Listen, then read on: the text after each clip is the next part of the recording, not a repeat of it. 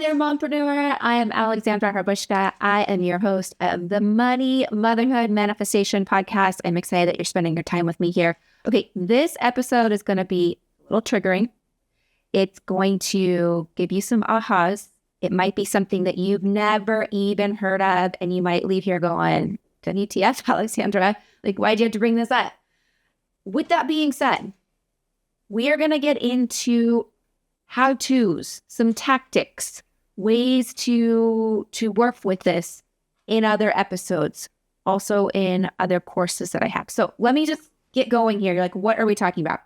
We are talking about how your money story is keeping you poor. All right. So we all have a money story, whether we know it or not. We have a relationship with money. We have a story. If you are feeling like you don't have enough money, if you feel like you're poor, if you feel like you're in debt, that is a story that you created, whether it was from parents, whether it's from people that raised you, whether it's from social media, whether it's from society, the culture, things like that. So what I want you to know is, number one, it's not your fault. Okay, it's not your fault that you are stuck in a poor mindset. It's not your fault that you're stuck in a lack mindset. It's not your fault that you're in credit card debt. It's not your fault that you are in these situations. Now, I definitely want to preface that once you are aware of this and you continue to keep repeating patterns, then it, yes, does become your fault, right? Then we become a victim and it's like, oh, poor me. No, if we don't know any better, and if you don't know any better and you're not aware of what I'm going to share here, then you don't know any better, right? Like, I don't know what it's like to live in snow because I've never lived in snow, right? I don't know. Like, there's certain things I don't know what you do in snow. How would I know? Like, you have to like flush out your pipes. I don't know. I'm getting off track here. But I want to show you a different way to view your relationship with money. Because if we want money to come in, we're like, hey, Alexandra, okay, money, motherhood, manifestation, we're here. We're going to manifest money. All right. You need to address your money story first. And you need to be aware of your own personal money story. Because when you start working on all these little things that I'm going to share with you in future episodes, and we're going to talk about in our support groups and in our Facebook groups and things like that, if you don't address this first, then we got to go back to step one. I want to share with you a little bit about my money story. And I had this aha while I was prepping for this. I've never shared it. And if you would have asked me at 22 years old, if you would have asked me at 15, if you would have asked me at 30, I'd been like, I'm not sharing my money story. It was so triggering to me. It was so embarrassing to me. It was something that I couldn't do. Now, I could ask other people about money. I was in mortgage. I asked people their money, how much you have in your bank account all the time. But to talk about me, couldn't do it. This is the first time that I'm going to share my money story. I grew up with money, but I also grew up without money.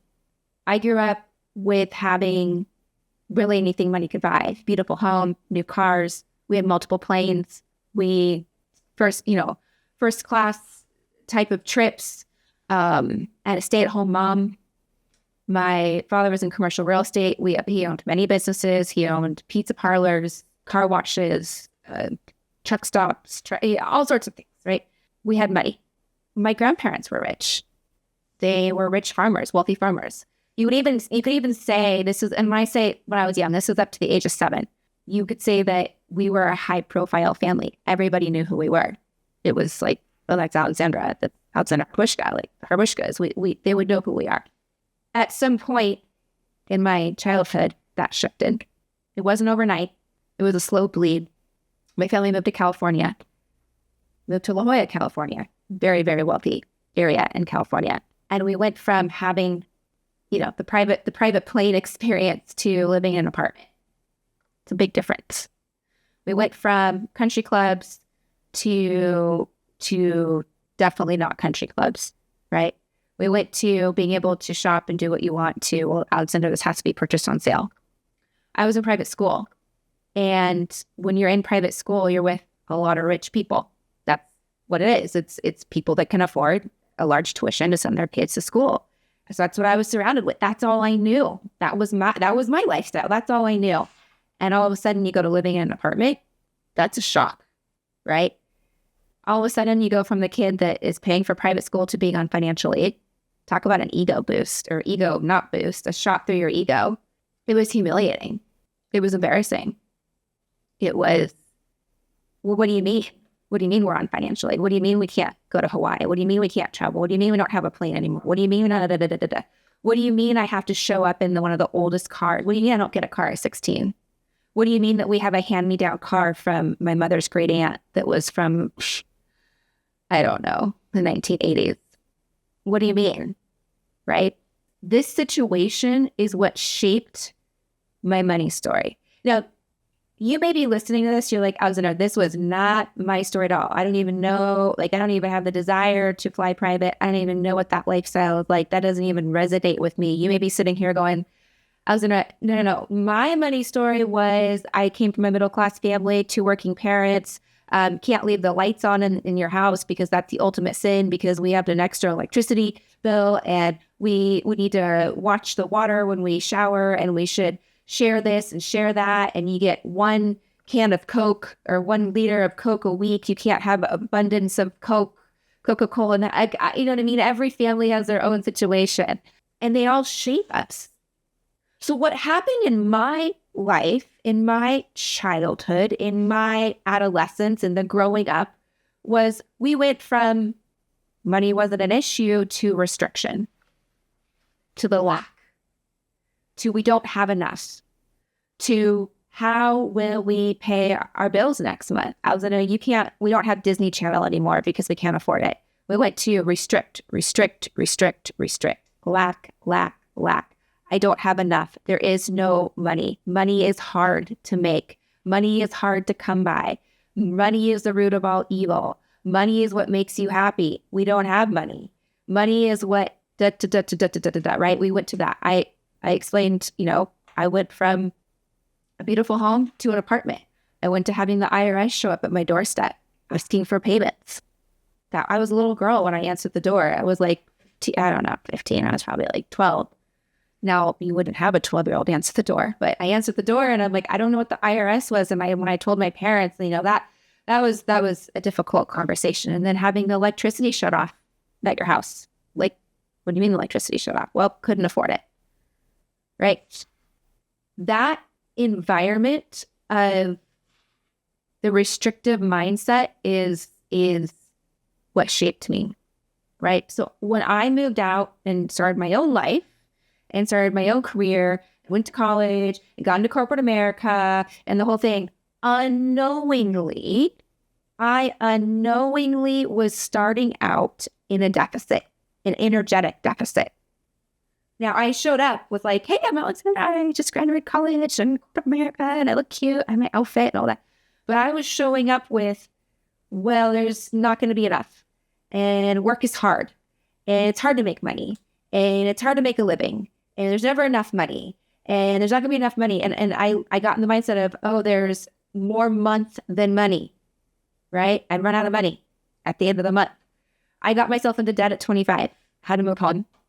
That was humbling, right? 25 years old, moved home, got into debt, had to pay off my debt. Parents didn't pay it off for me, which was a great lesson. I had to do it on my own. Moved home till I was 29, moved back out. Same cycle started again.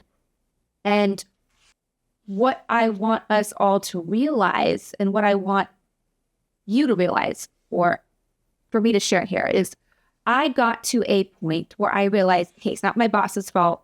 It's not my education level's fault. It's not my career choice's fault. It's my relationship with money. So I want you to imagine something right now. If you had a friend, your best friend, let's just say, and if you're like, you are the root of all evil. You are never there for me when I need you. You suck. You're the reason why I can't go to dinner tonight. You're the reason why I can't go with my girlfriends to Cabo. You're the reason why I can't do this. I can't. That friend's going to be like, peace out, bitch. Like, we're not friends anymore. Right? Think about that. So money is neutral. Money is an energy. Now, before you roll your eyes and you're like, money is neutral, money is energy. I don't know what you're talking about, Alexandra. We will get into that because I have a whole nother episode planned talking about the energetics of money. But money is neutral. It doesn't care if you're 23. It doesn't care if you're 45. It doesn't care if you're a blonde, doesn't care if you're brunette, doesn't care if you have 5 kids, doesn't care if you have 1 kid, doesn't care if you're a mom, not a mom, it doesn't care. All it cares about is you putting out the manifestation, you putting out the energy of abundance, of trust, of belief, of, I got this. You are not the root of all evil. You are my best friend. And you know what? We're going to do this together. Now, as a Christian, I believe in God.